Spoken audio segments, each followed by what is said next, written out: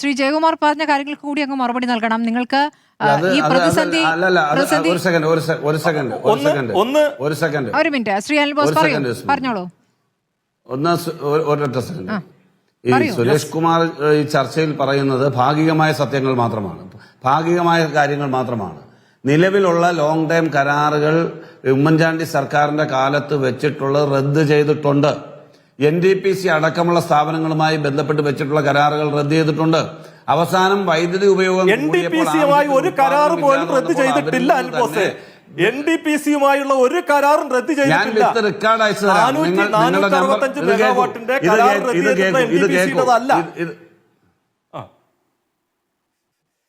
അതായത് നിലവിൽ സ്വകാര്യ കമ്പനികൾ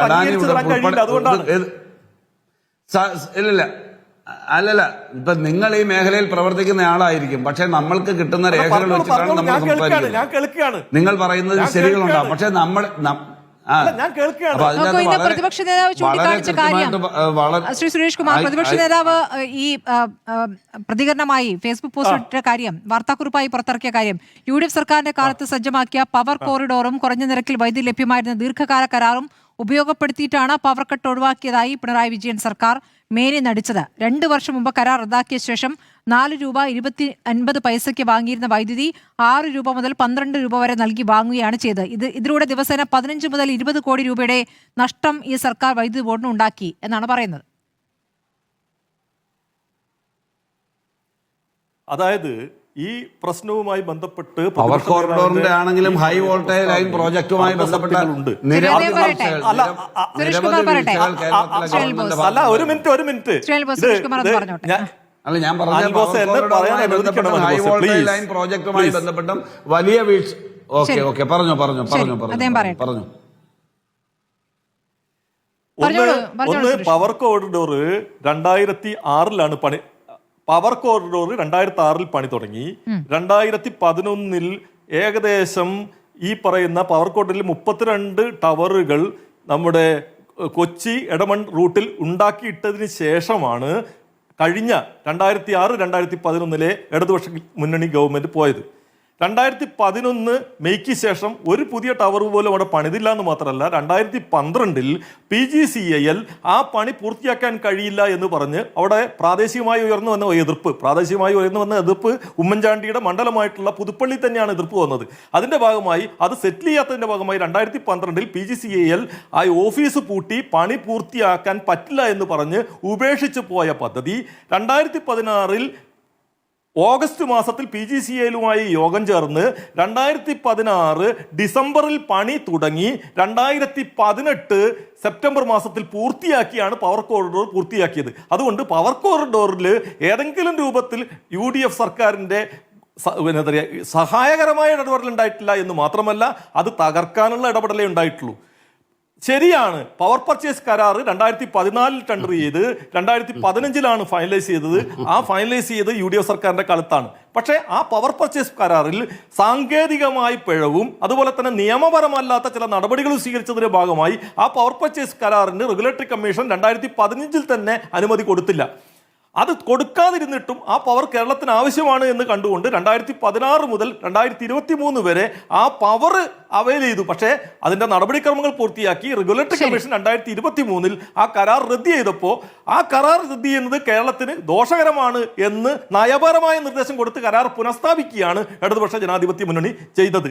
അതുകൊണ്ട് ഇക്കാര്യത്തിലൊക്കെ അർദ്ധസത്യങ്ങളുണ്ട്. അർദ്ധസത്യങ്ങൾ ആണ് വസ്തുത എന്ന രൂപത്തിൽ പ്രചരിപ്പിക്കുന്നതോ അതുകൊണ്ടാണ് പ്രശ്നങ്ങൾ എന്ന രൂപത്തിൽ കാണുന്നതോ ശരിയല്ല. 2023 ശേഷം ഇത് 2026-ആണ്. 3 വർഷവും പവർ കട്ടോ ലോഡ് ഷെഡിങ്ങോ ഇല്ലാതെ തന്നെയാണ് ഇപ്പൊ കേരളം പോകുന്നത്. കരാർ റദ്ദ് ചെയ്തതിന് ശേഷവും കേരളത്തിൽ പ്രഖ്യാപിത ലോഡ് ഷെഡിംഗ് ഇല്ലാതെ മിസ്റ്റർ സുരേഷ് കുമാർ എല്ലാ ബഹുമാനവും നിലനിർത്തി പറയുന്നു, പ്രഖ്യാപിത ലോഡ് ഷെഡിംഗ് ഇല്ല എന്ന താങ്കളുടെ വാദം ഞാൻ അംഗീകരിക്കാം. അതല്ലാതെ ലോഡ് ഷെഡിംഗ് ഇല്ല എന്ന് നിങ്ങൾ ജനങ്ങളെ ദുരഭിമാനത്തിന്റെ ഭാഗമായിട്ട് അത് പറയാതിരിക്കുകയാണെന്ന് സംശയമുണ്ട്. കാരണം KSEB തന്നെ പലരും അത് ക്യാമറയിലല്ലാതെ സമ്മതിക്കുന്നുണ്ട്.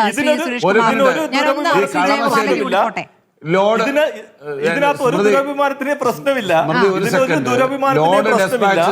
ഇവിടെ ലോഡ് ഡെസ്പാച്ച് സെക്ഷൻ എന്ന് പറയുന്ന കളമശ്ശേരിയിലാണ്. ചില പ്രശ്നങ്ങളാൽ ലോഡ് കൺട്രോൾ ചെയ്യുന്നതും അതിന്റെ വിതരണം നിയന്ത്രിക്കുന്നതും കളമശ്ശേരിയിലാണ്. വ്യാഖ്യാനിക്കുന്നത് അവർക്കറിയാമല്ലോ. അവിടെ ഇരിക്കുന്ന ആളുകളോട് ചോദിക്കുക.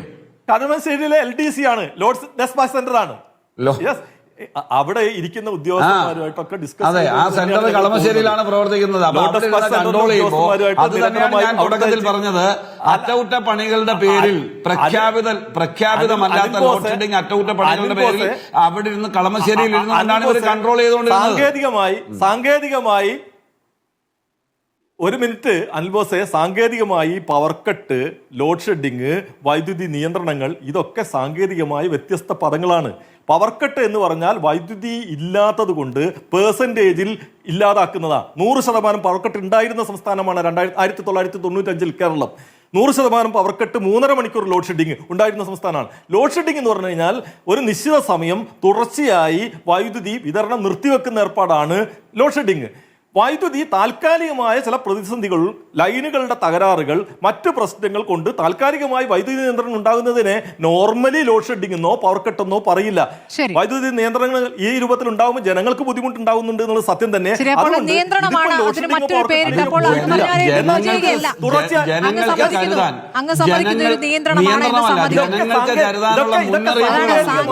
വ്യത്യസ്തമായ പദങ്ങളിൽ തന്നെയാണ്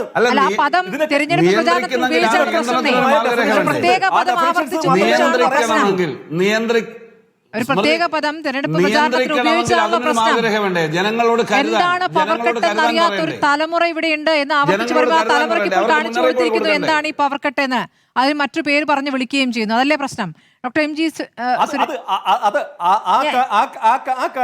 ശ്രീ MG സുരേഷ് കുമാർ, ഞാനൊന്ന് ശ്രീ ജയകുമാറിലേക്ക് കൂടി. ശേഷം ഗവൺമെന്റിന് ഇക്കാര്യത്തിനകത്ത് ഇടപെടാൻ കഴിയൂ. അതിനു മുമ്പ് ഗവൺമെന്റിന്റെ ഈ കാര്യത്തിനകത്ത് നമുക്ക് ചർച്ച ചെയ്തിട്ട് കാര്യമില്ല. ശരി.